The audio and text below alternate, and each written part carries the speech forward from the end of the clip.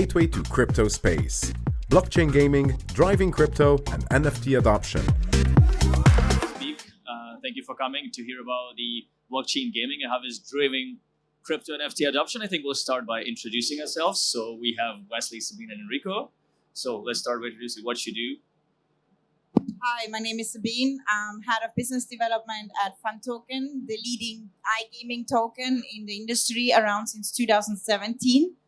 And we also are operator of a crypto casino and a peer-to-peer sports betting platform, as well as the token is owned by the biggest crypto faucet in the industry, Free Bitcoin, with 51 million registered users worldwide. Hey everyone, I'm Enrico. I'm the head of Web3 at Polyverse. Polyverse is an NFT-gated WebGL-powered browser game that's releasing next year. Hi, I'm Wesley. I'm the CEO at Quizando and an advisor to several blockchain as well as NFT projects. I just want to make sure that NFTs and blockchain work. Okay, thank you. And I'm Eugene. I'm a CEO of Yard Hub Venture Studio. We develop a lot of different Web3 projects, including the games, one of which is like constantly in top 100 gamified projects on Moderator. So let's dive straight into it. So the first question I want to ask, do you think that blockchain gaming simplifies the introduction of crypto and NFT to the people who are not in the space, or is it vice versa? Like introducing blockchain to the gaming complicates the things for the people? So I think there's a very wrong narrative from the gaming space, because a lot of people say, oh, the gamers don't want NFTs, they don't want crypto. They don't understand NFTs and they don't understand crypto. In fact, I was with a group of gamers about a week ago, and we were just talking about what could be happening, and literally explained it without using the word NFT, but explained the principle behind it. And said, oh, you know what? You've been in World of Warcraft for so long, you can actually take out that asset and cash that in. And they were actually saying, oh, wow, that would have been really good not to have all those assets just sitting there in the ether. And on that principle, they understand it. When you complicate it and make it look of a play just as a play to earn or something like that, they hate it. They think, oh, I'm not going to play video games for money, but they don't mind cashing in on the time they've actually spent. And once they understand the principle behind it, then they start getting encouraged by it. I agree completely with Wesley, meaning that in order for us to actually enjoy a blockchain game, we just have to focus on having a good game. If we make the integration weird, if we make the integration hard, no one is going to care about the game actually, because you are not able to actually enjoy it. One of the best examples, in my opinion, is that everyone here actually uses the internet, uses a browser, but not many of us understand the HTTPS protocol or TCP/IP protocol, and that's the same with blockchain and NFT within the gaming realm. Yeah, I agree. So at the moment, there are two parts. There are the gamers that actually play games for fun. And then there are the crypto play-to-earn gamers, where they just literally play it to make money. And then when the bubble bursted and then there was no new players coming in, then they just took out all the money, and all the NFT games, they stopped they had 95% losses of their token and also their user engagement. So the challenge now is to combine those two and try to get the gamers onboarded and use NFTs and use play to earn, as well as make games more fun and engaging. So actually also the play to earn gamers will play the game for fun and not only to make money. Yeah, and I just if I'll add on this question, we've seen the play to earn model for a long time. As Wesley mentioned, World of Warcraft, there were hundreds of thousands of people working basically to dig the gold. Counter-Strike, the same. You play, you earn skins, you just go and sell them. So that's where I want to go to the next question. I think, we've seen this rise of play to earn, and we've seen a big problem. The economic model just doesn't work because it's always very, very inflationary. You get more people, you issue more token, and it just crashes. So my question is, what do you think will be the model that is sustainable on the blockchain? Because obviously the games on the blockchain, they will probably issue tokens, right? They will probably issue NFTs. So what would be the model going on that will be sustainable in the long run and with a lot of players? Well, it is a bit of a mix of pay to play and play to earn, because the whole idea in a lot of these things, you do need to buy sort of power ups and sort of different things, which you can earn over time. But then you need to be able to spend those tokens, and you need to create economy stops, which are just more than two-way, right? So if it's just going from me to the game provider, that's really not going to create an economy. And I might just go try to sell them out to sell them to other people. It doesn't create a sort of good thing. What they need to do is look at sort of individuals as an individual within the game. Can I provide some form of service inside the game? Can I do something and be also earning back additional token outside of the gameplay so that you create these economy stops? If you think of it like sort of like a subway map, as long as it has multiple stops along the route, that token is going to move in various different ways. And that's really what we need to be looking at over there. In this regard, I want to double down on what I said earlier. I think it's all a matter of how the dynamic of the game actually play out. If you're focusing on tokenomics and releasing tokens just because you want to focus on the speculative aspect of what you're actually deploying to people, then we might have an inflationary problem or a grind to make money problem, which involves a bad, so to say, game design. If you're actually releasing token in terms of the value or releasing value to the users in terms of the time they spent. Like, for example, you mentioned CSGO and you mentioned World of Warcraft. World of Warcraft it's crazy easy to use as an example, because if a character was, for example, an NFT, and I'm able to grind the character to level 80 in 6 days, I'm able to sell it virtually to anyone in a safe way, which is already happening on eBay. So on eBay, you can go and buy a level 80 World of Warcraft account. The same goes with the knife you're unpacking on CSGO right now. I get a knife, I get 100K worth of a knife. Right now, I have to go through maybe an escrow service just to make sure if I'm doing this transaction. Yeah. If that was an NFT, for example, or any sort of non-fungible token that I'm able to exchange in any secondary market, I don't have to worry about that. And I'm providing value to the users that is actually bound to the gameplay and the game design. So I think that's where a bit of projects kind of, found a hiccup, because they were focusing on the speculative aspect and attracting users in a play to earn kind of way. They can earn, but they have to be able to play. I don't know what's going on. Yeah, it's like a war started. It's like World Big of Warcraft party. coming down this way. So basically they have to stop just inflate the tokens. And the previous model, they could only sustain if more players paid in than paid out. And what they could do is, instead of like using the model of the iGaming industry, which is already existing. So you have to pay in a different amount, and then it goes to a pool, and then the best players will get the reward of the whole pool. And then also basically give NFTs, like the players have to earn NFTs. And then those NFTs, because they have to be earned, they can then sell it in a secondary market, but not like people now, they don't really want to pay into the games anymore. They want to play for free and then earn money on the way. But that they have, like, because when it was in Axie Infinity, you already had to invest like $20,000 worth of in the NFTs, and then in order to get your ROI after 3 months. But that only worked while the game was growing. So they completely have to change the model and make it play to earn, kind of. Yeah, but I think, there is, like Wesley did a point, it can be like a two-way, but at the same time, you always, in all the games, you have people who pay to win, and there are players who just play and they earn the stuff. So, I mean, it can be part of the economic model, right? So just someone just paying for the best character, he doesn't care about getting the money back, and some people are just grinding, and then selling to those people who are willing to pay, can be part of the model, right? Yeah. But so next question, I want to discuss, like you mentioned Axie Infinity, there is Alien Worlds, Farmer's World. And I think, there was one of the side effects of that was there a lot of people who were not in the crypto because of those games, they got there. So my question is, do you think these types of games can, kind of educate people on how to use the new technology? Because people had to learn what is crypto, how to set up the wallet, how to exchange it on fiat, on-ramp, off-ramp, and all the kinds of stuff. Do you think, this type of games can create some kind of a ecosystem of financial inclusion, especially in the countries where financial institutions are not developed well? And it basically shows them that there is another financial system going on. So anything to do with earning money is going to encourage people to sort of learn and get in the space. I'm going to twist the question just a little bit. What I worry about more is they need to not just only learn how to get into the space, but also secure themselves. Because when we do come to this space, like, I mean, a 5-year-old might be able to set up a wallet, but he might not have the wits about him not to get sort of socially engineered and hacked and have his digital assets disappear. So it's when people do come to this space, they do need to learn a lot, but we also need to do a lot of training as well.